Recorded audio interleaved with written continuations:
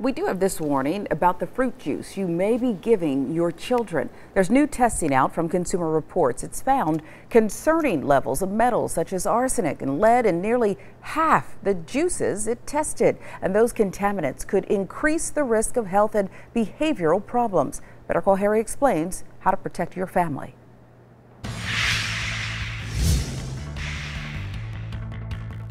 The Hinkson brothers do not drink a lot of fruit juice.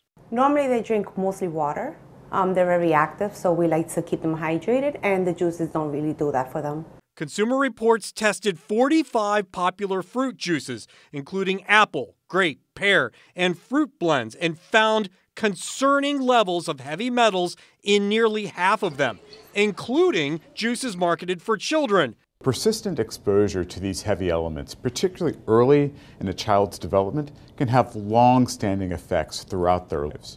Their respiratory systems, their neurological systems, their immune systems are all developing.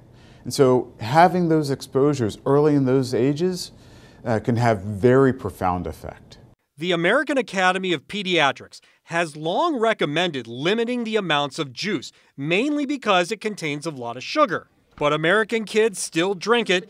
In a recent survey of parents with young children, Consumer Reports found that more than 80% give their kids juice, potentially exposing them to heavy metals. In CR's testing, it found 7 juices that contain enough heavy metals to potentially harm children who drink 4 ounces or more per day.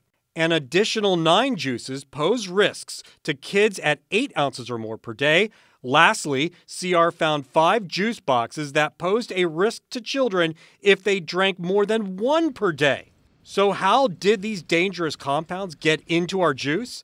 Heavy metals are naturally found in the environment, but much of the heavy metals in food come from soil or water that's been contaminated through pollution, mining, or pesticides.